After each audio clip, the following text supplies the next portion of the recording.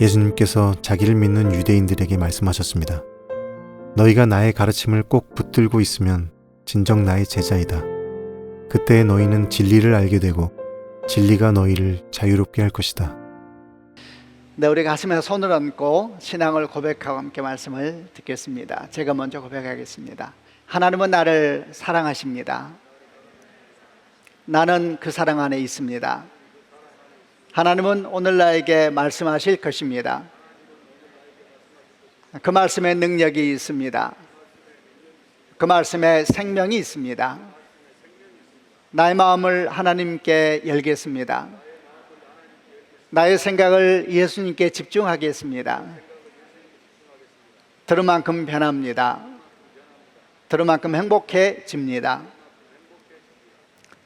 최근에 전 세계적으로 가장 큰 이슈가 되고 있는 사건은 아프간 사람들의 탈출 그런 소식일 겁니다.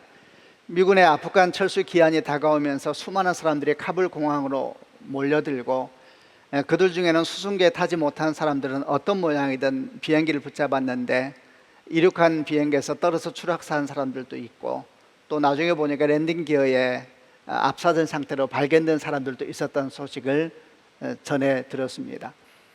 또 어떤 부모들은 난지 수개월밖에 되지 않은 아이들을 공항 안으로 밀어넣기 위해서 철조망 위로 아이를 던졌는데, 그 아이들 중에 일부는 철조망 안에 있는 미군이 붙잡아서 보호하기도 했습니다만, 또 어떤 아이들은 철조망을 넘지 못하고 거기에 걸리기도 하는 비극적인 소식에 대한 이야기도 들었습니다. 너무 마음이 아프고 정말 슬픈 일입니다.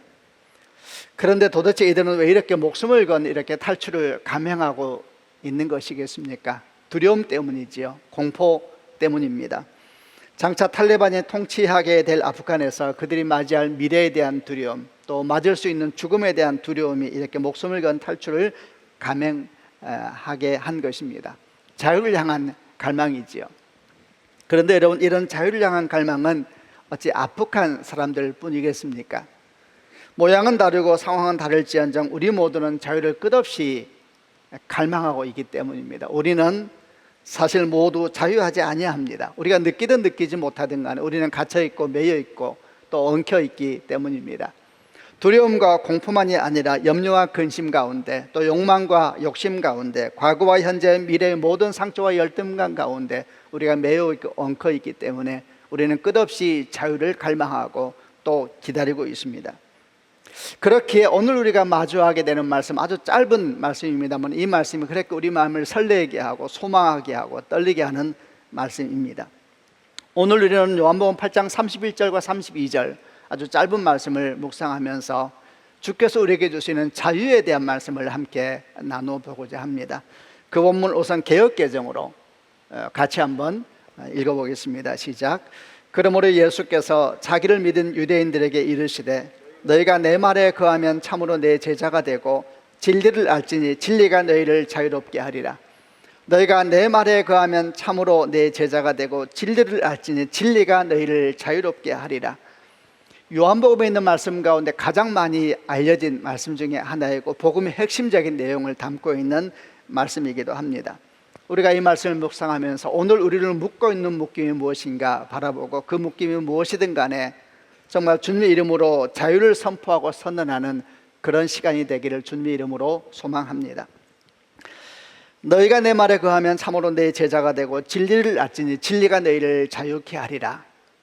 주님께서 이 말씀을 먼저 누구에게 하셨는가에 대해서부터 바라보면서 나눔을 시작해 보고자 합니다. 이 말씀은 누구에게 하신 말씀입니까?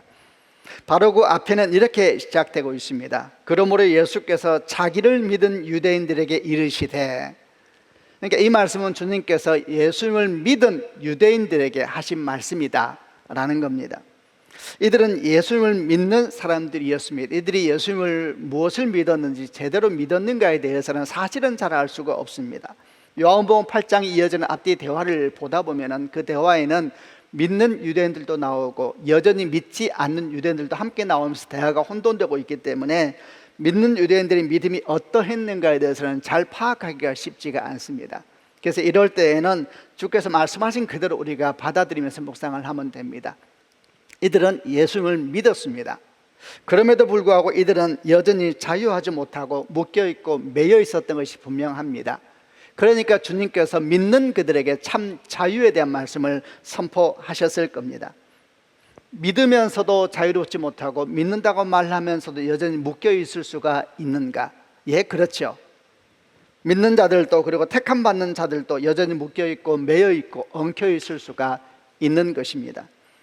물론 이들은 예수님을 믿는 사람들이기에 근본적인 자유를 얻었습니다. 왜냐하면 믿음은 우리를 모든 삶으로부터 거듭나게 하는 엄청난 하나님의 사건이기 때문입니다.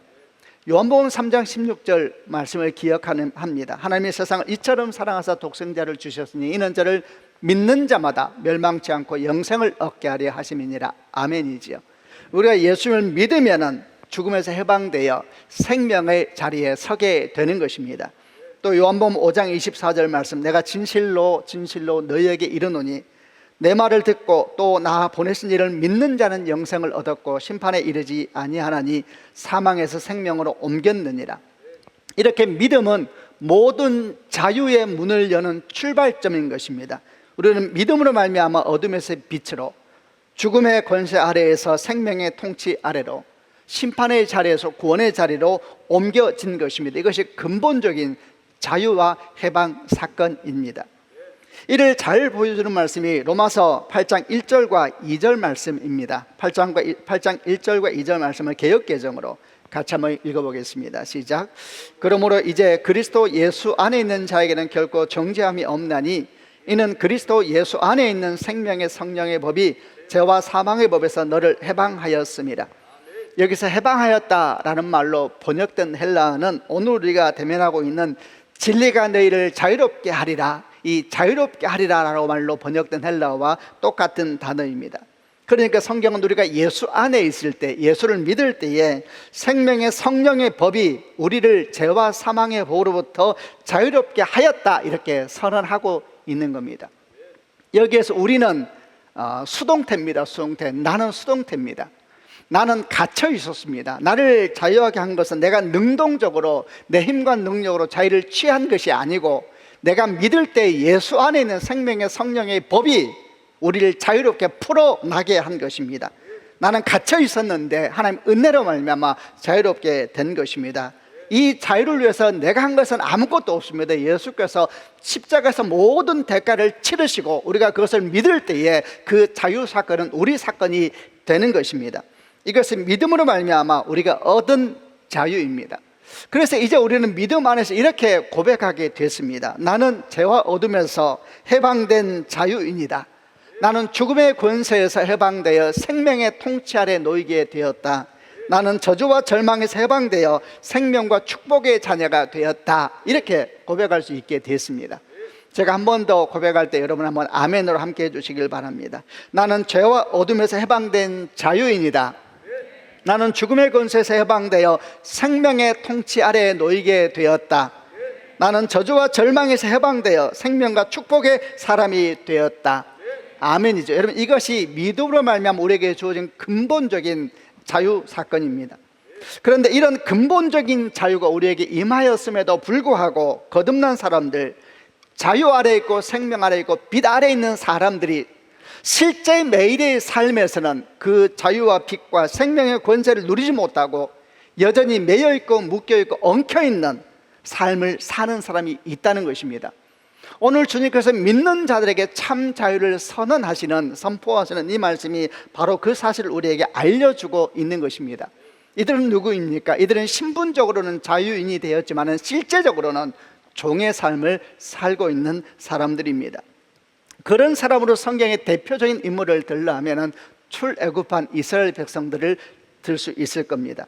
그들은 애굽으로부터 해방되었습니다. 6월절 어린 양의 피로 말미암아 출애굽을 하였고 홍해 사건을 통하여서 그들을 쫓아오던 애굽의 군대는 다 수장되고 말았습니다. 이제 그들은 자유인이 됐습니다. 그러나 실제 그들의 삶은 어땠습니까? 민수기 11장에 있는 말씀을 하나 보려고 하는데, 이 말씀은 이스라엘 백성의 출애굽하여서 3개월 정도 지나서 시내산에 머물면서 11개월 그곳에 머물면서 주의 영광을 보고 말씀을 받고 난 뒤에 이제 약속의 땅을 향해서 출발합니다. 그 직후에 그들이 내뱉었던 말에 대한 기록들입니다. 11장 5절부터 6절인데 이것도 개역개정으로 같이 한번 읽어보겠습니다. 시작. 우리가 애굽에 있을 때에는 값없이 생선과 오이와 참외와 부추와 파와 마늘들을 먹을 것이 생각나거늘 이제는 우리 기력이 다하여 이 만나 외에는 보이는 것이 아무것도 없도다.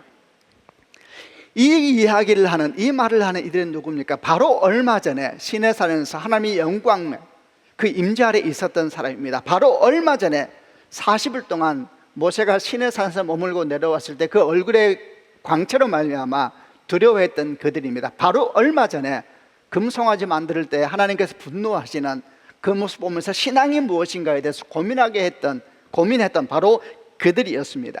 근데 그들이 약속의 땅을 향해서 걸어가면서 먹는 것에 대해서 불평을 하기 시작해서 갑자기 애굽 얘기를 꺼내기 시작합니다. 그들이 뭐라고 합니까? 애굽에서는 생선과 오이와 참외와 부추와 파와 마늘을 값없이 먹었는데, 당연하지요. 그때는 노예였거든요. 그래서 주인이 짐승처럼 그들을 부리고 음식을 던져 주었거든요. 근데 그걸 값없이 먹었는데 이렇게 표현하고 있는 겁니다. 그리고 이제 자유인의 삶이 되었는데 만나밖에 먹을 것이 없구나, 만나밖에 내게 없구나, 이렇게 말하면서 불만하면서 그때 그 음식이 그립다고, 그때 값없이 받았던 그 음식이 그립다고, 그 영광이 그립고 그 시대가 그립다라고 이야기를 하고 있습니다. 여러분, 이들을 보십시오. 이들은 신분은 자유인이지만 삶은 노예입니다. 몸은 애굽을 떠났지만 그들의 영성, 그들의 가치관, 그들의 마음은 여전히 애굽의 영성과 가치관에 매여 있는 것입니다. 이들의 주인은 누구입니까? 하나님입니까? 애굽의 바로입니까? 그런데 바로 이런 일들이 예수님을 믿어서 참된 자유와 해방 가운데 자유인이 되었지만은 여전히 그 자유와 생명의 권세를 누리지 못하고 있는 오늘날의 사람들의 모습에서 발견된다는 이야기입니다. 여러분, 이 일은 우리도 예외가 아닙니다. 우리 자신을 향하여 한번 생각해 보고 질문해 보길 바랍니다. 여러분, 우리는 예수께서 나의 구원자이시며 나의 주님이심을 믿습니까? 우리가 고백했던 것처럼 우리는 죽음과 절망의 통치가 아니라 생명과 축복의 통치 아래 있음을 믿습니까?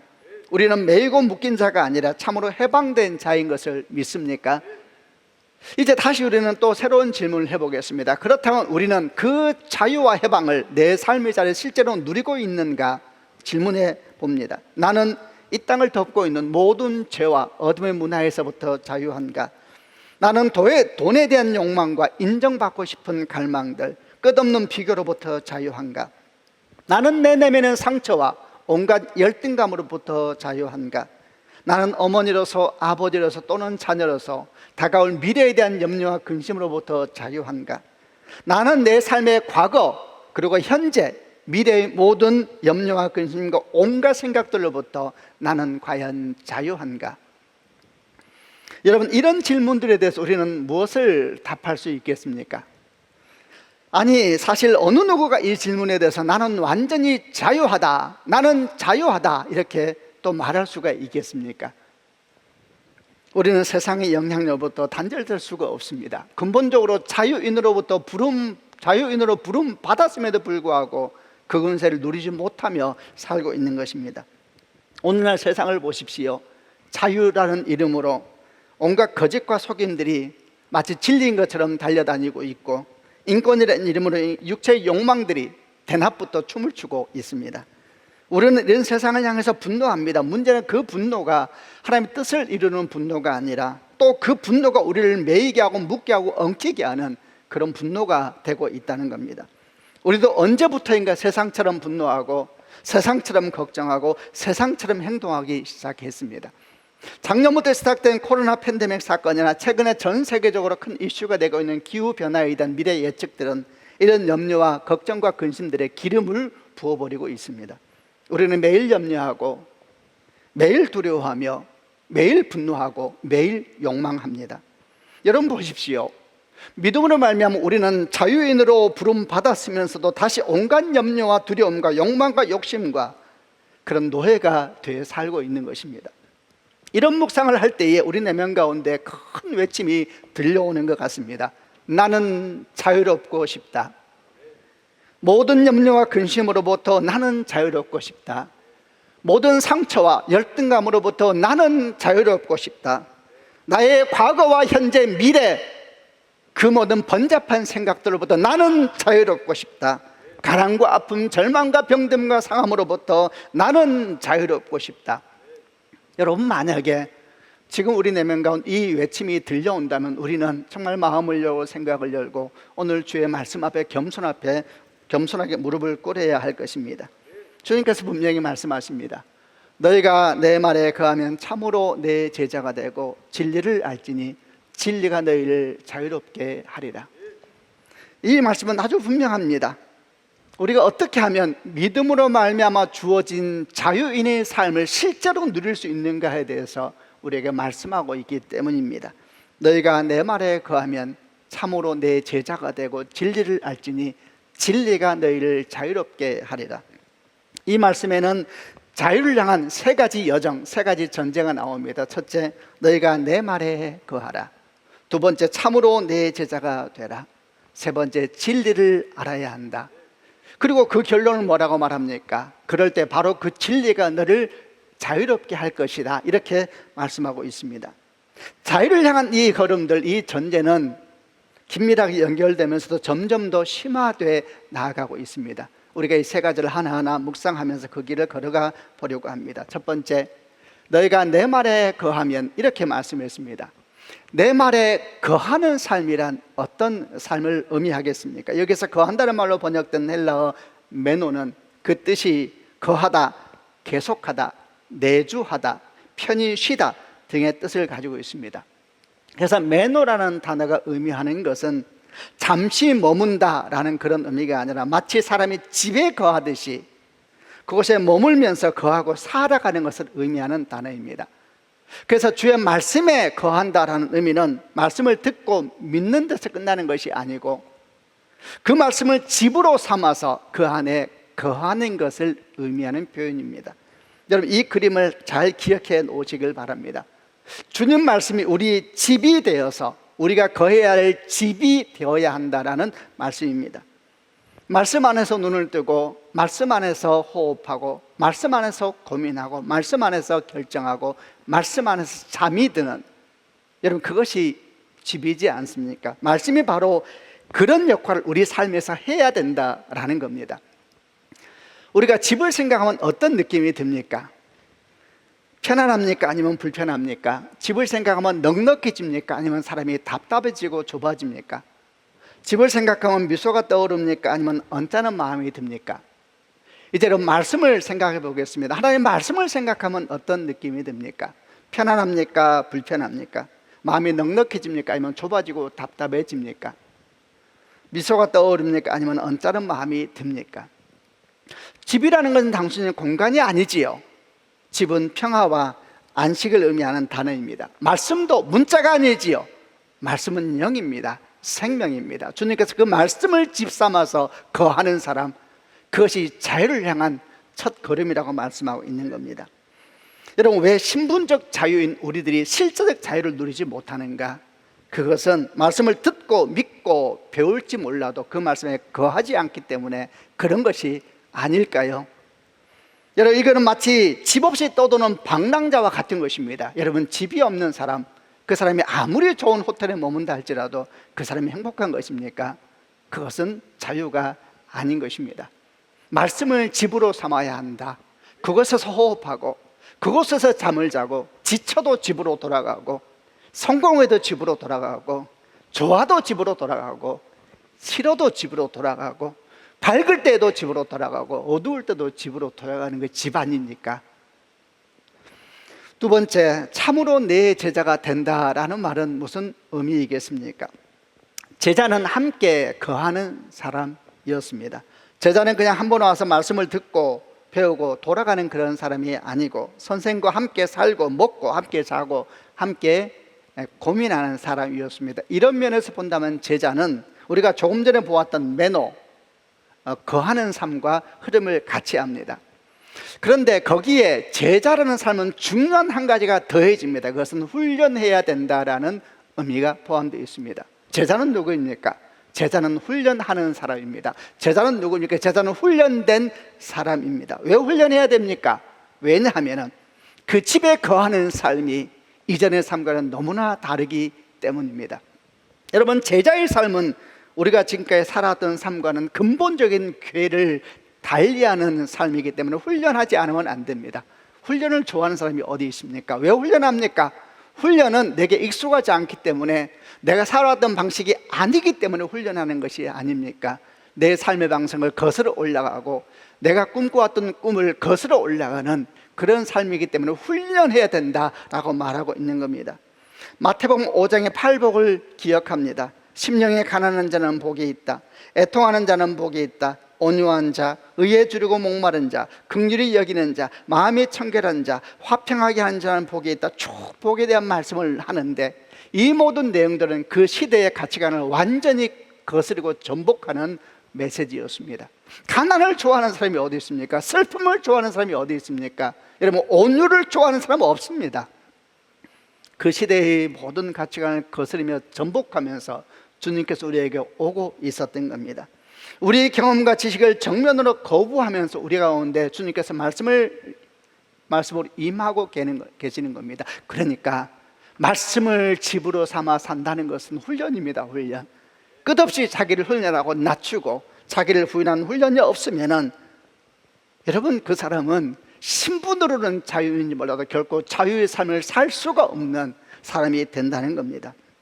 우리는 무리의 삶, 수많은 무리의 삶이 아니라 제자의 삶을 훈련해야 됩니다. 예수님 주변에 얼마나 많은 무리들이 왔다가 갔습니까? 그러나 그들은 결국 예수를 십자가에 못 박았습니다. 제자는 소수였습니다.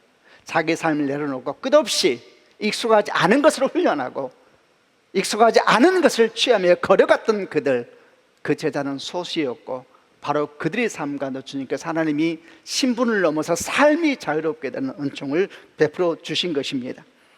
세 번째 걸음은 뭡니까? 진리를 알지니 그랬습니다. 진리는 뭡니까? 요한복음에서 진리는 예수님을 나타내는 대표적인 표현 중에 하나입니다. 그 진리를 안다는 얘기는 예수님을 알게 된다는 이야기인데, 이는 이론적이며 사변적인 알미 아니고 인격적이며 관계적인 알미고 만남을 의미합니다.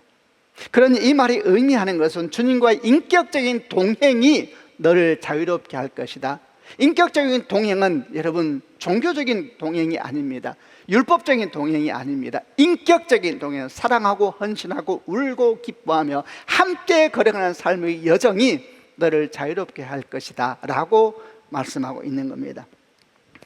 진리라는 여정, 이 걸음을 한번 같이 정리해 보겠습니다. 첫 번째는 말씀을 집으로 삼아 그 안에 거해야 한다. 두 번째는 제자의 삶을 훈련해야 한다. 훈련하고 또 훈련해야 된다. 세 번째, 그 모든 과정에 주님과 함께 동행해야 한다. 그럴 때 그 진리가 마침내 너를 자유롭게 할 것이다 이랬습니다. 여러분, 이 과정이 수고하고 애쓰고 어려운 과정이잖아요. 근데 주님 말씀은 전혀 다릅니다. 아니다, 그 과정이 너를 보호할 것이고 너를 자유롭게 할 것이고 네 내면 가운데 하나님의 나라가 임하게 할 것이다 라고 말씀하고 있는 겁니다. 우선 여러분, 주님의 이름으로 축복합니다. 우리 삶을 묶고 있는 모든 매임들로부터 정말 우리가 간절히 소망하는 것처럼 자유를 선언하고 자유를 경험하는 축복이 있기를 바랍니다. 첫 번째, 말씀을 집으로 삼아 그 안에 거하시기를 바랍니다. 두 번째, 제자의 삶을 훈련해 걸어가야 됩니다. 세 번째, 그 모든 과정에서 주님과 인격적으로 걸어가는 축복이 있기를 주님의 이름으로 축원합니다. 이를 좀 더 묵상해 보면서 성경에 나오는 한 사람을 소개하면서 이것이 구체적으로 어떤 모습인가에 대해서 나누어 보고자 합니다. 그 사람은 바로 다윗입니다. 다윗이 신분적인 자유인을 넘어서 실제로 자유인의 삶을 살았던 모습 중에 하나를 잘 보여주는 것이 사무엘상 17장에 나오는 골리앗과의 대면, 그 과정에 있었던 어떤 모습으로 보여서 그걸 설명하면서 나누고자 합니다. 사무엘상 17장을 보게 되면 엘라 골짜기에 이스라엘 군대와 블레셋 군대가 마주 대하고 있는 것을 봅니다. 그런데 블레셋 군대에는 키가 3m 가까이 되고 입은 갑옷만 60kg 가까이 되는 거대한 거인이 한 명이 있었습니다. 그의 이름은 골리앗이었습니다. 큰 투구를 머리에 쓰고 엄청난 갑옷을 입고 칼과 창을 들었는데 그야말로 감당할 수 없는 큰 능력으로 40일 동안 아침 저녁으로 이스라엘 군대와 하나님을 모욕하고 있었습니다.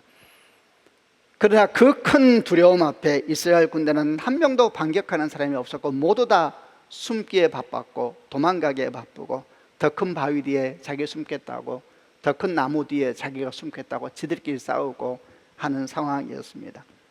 이 골짜기에 다윗이 등장을 하면서 오늘 이야기는 전환점을 맞습니다. 다윗이 골리앗의 모습을 다 보았습니다. 그의 말을 다 들었습니다. 그는 분노합니다. 그리고 사울 왕 앞에 가서 이렇게 말을 합니다. 왕이여, 제가 가서 저 블레셋 사람과 싸우겠습니다. 사울 왕이 말합니다. 넌 상대가 아니다. 너는 소년이고 저는 어려서부터 용사였다.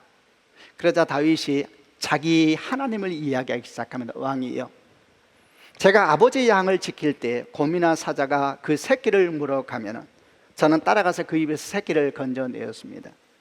그들이 일어나 나를 헤아려 하면 나는 그것을 쳐서 죽였습니다. 주의 종이 곰과 사자도 쳤은즉 하나님의 군대를 모욕한 이 할례받지 않은 블레셋 사람이겠습니까? 그는 짐승 중에 이 짐승 중에 하나같이 될 것입니다. 다윗이 만난 하나님 이야기했습니다. 그러자 사울 왕이 어떻게 행동을 하냐면 자기 갑옷을 벗습니다.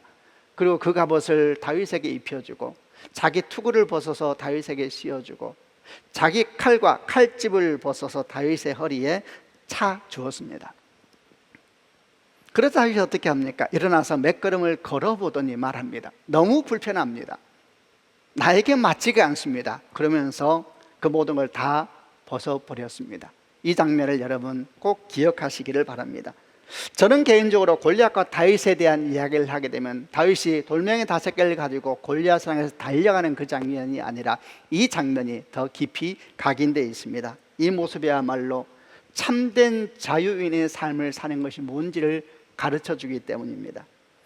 당시 이스라엘에서 온전한 갑옷과 투구와 칼과 창을 갖춘 사람은 사울왕과 요나단 뿐이었습니다. 상황이 그랬습니다. 그래서 이런 칼과 창과 갑옷은 그냥 전쟁의 도구 중 하나를 의미하는 것이 아니라 큰 상징이었습니다. 그것은 영광입니다. 영광. 사울왕이 왕의 갑옷과 왕의 투구와 왕의 칼을 그에게 주었을 때 그는 다윗을 그 왕의 영광에 초대한 것입니다.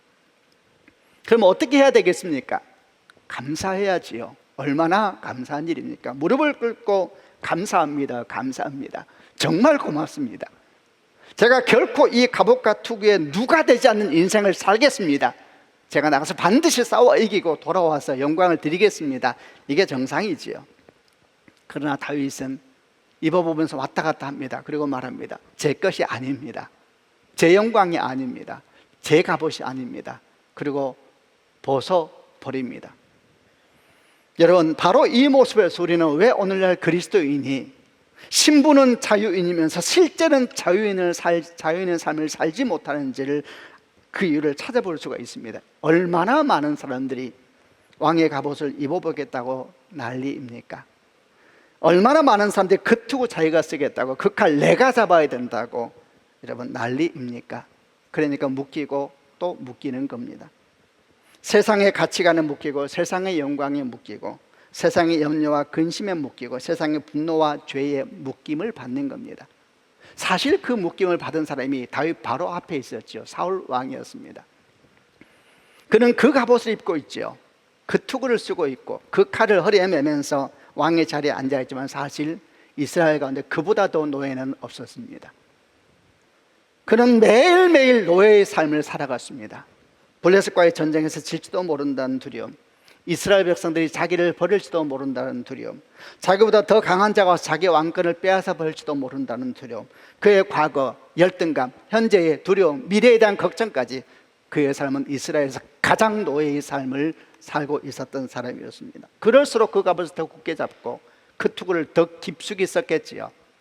그럴수록 그 창을, 그 칼을 더 굳게 잡았을 겁니다. 그런데 아이러니하게도 그럴수록 그는 더 노예가 돼가고 더 갇힌 바 되었던 것입니다. 어떻게 됐습니까? 결국 죽었지요. 문제는 자기만 죽는 것이 아니라 자기 집안 다 죽였지요. 다윗을 보십시오. 그는 참으로 하나님의 사람입니다. 오늘 우리가 주의 말씀을 듣는 것처럼, 주께서 말씀하신 것처럼 하나님 말씀에 거하는 사람이었고, 그 말씀을 따라 삶을 훈련하는 사람이었고, 하나님과 인격적으로 동행하는 사람이었지요. 그의 하나님 고백이 이것을 적나라하게 드러내고 있지 않습니까? 그랬기에 그는 왕의 갑옷과 투구와 왕의 칼이 골리앗이라고 하는 거대한 두려움으로부터, 염려로부터 자기를 구원해 줄 수 없다는 것을 알았던 것입니다. 그래서 그는 왕의 갑옷과 칼 대신에 그것으로 그 염려와 두려움을 이기려고 한 것이 아니라, 그가 항상 하나님의 이름으로 손에 쥐었던 돌멩이, 하나님의 이름으로 연습했던 물매, 그걸 가지고 거대한 두려움과 공포, 과거와 현재와 미래에 대한 삶의 여러 엉킴 가운데 맞서 섰던 것입니다. 싸움은 이미 끝나 있었지요. 왜냐하면 그는 주님께서 마침내 우리에게 말씀해 주시는 요한복음 8장 31절과 32절에 그대로 서 있는 사람이었거든요. 이미 싸움은 끝난 것입니다. 만약 그가 왕의 갑옷에 집착하면서 그 갑옷의 힘과 능력으로 두려움을 이기려고 했다면, 그 칼의 힘과 능력으로 삶의 염려를 이기려고 했다면, 그리고 그 칼을 쓰고 골리앗과 맞서 싸우려고 했다면 그는 한순간에 죽었을 겁니다. 왜냐하면 골리앗은 칼이 더 크거든요. 갑옷 더 크거든요. 거인이거든요. 그 칼로 나가 싸우면 평안은 없습니다. 성도 여러분, 그 갑옷 가지고 싸우면 평안은 없습니다. 우리에게 주신 참된 자유가 왜 우리에게 실제의 삶의 자유가 되지 못하고 있는가? 혹시 우리가 사울왕 같은 삶을 살고 있지는 않은가? 골리앗같이 다가오는, 아니 골리앗보다 더 큰 거인으로 우리를 밤잠 이루지 못하게 하는 염려와 근심들, 그를 이기기 위해서 오늘도 갑옷을 찾고 오늘도 칼을 갈면서 더 큰 칼 차겠다고, 더 큰 갑옷 차겠다고 움직이고 있는 것은 아닌가? 여러분, 다윗을 보고 주의 말씀을 오늘 들으시는 축복이 있기를 바랍니다. 주님 말씀 안에 거하라. 제자의 삶을 훈련하라. 주님과 함께 동행하라. 언제 그 훈련이 이루어집니까? 광야의 외로운 시간을 거닐 때입니다. 혹시 지금 외롭고 지치고 상함 가운데 있다면 여러분, 지금은 영적인 찬스입니다. 지금 비록 우리가 왕의 갑옷은 쓰지 못하지만은 하나님 이름으로 돌멩이를 손에 쥐고 하나님의 이름으로 물매를 연습하고 하나님의 이름으로 깊은 밤에 노래하고 하나님의 이름으로 찬양하지 않겠습니까?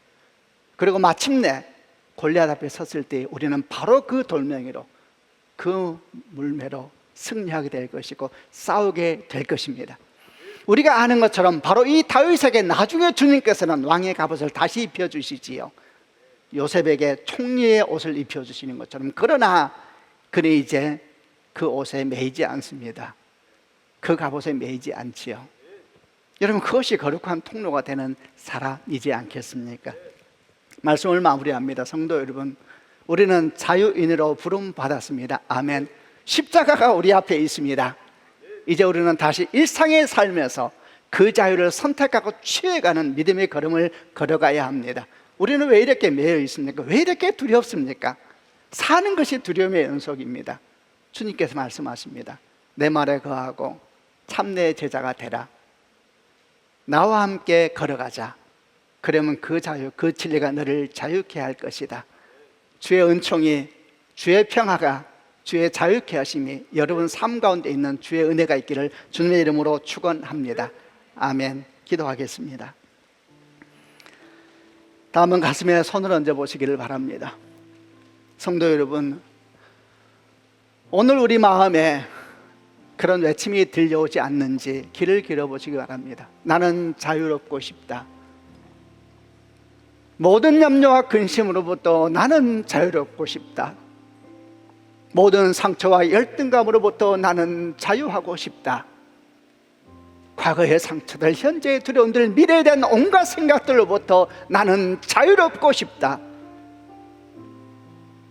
마음에 그런 음성이 들린다면 주 앞에 오늘 기도하시길 바랍니다. 하나님 아버지, 오늘 우리가 주의 음성을 들으며 이 음성이 내게 하나님의 사건의 음성이 되길 원합니다. 그저 듣고 지나가는 말씀 중에 하나가 되지 않게 하여 주시고, 내 영혼을 두드는 하나님의 사건이 되게 하여 주시고, 내가 주께 반응한 하나님의 사건 되게 하여 주시고, 정말 우리에게 주신 근본적인 자유 사건이 우리의 삶의 능력으로 나타난, 우리가 함께 참여하게 되는 하나님의 사건이 되게 하여 주옵소서. 같이 한번 통성으로 소망하며 하나님께 기도하겠습니다.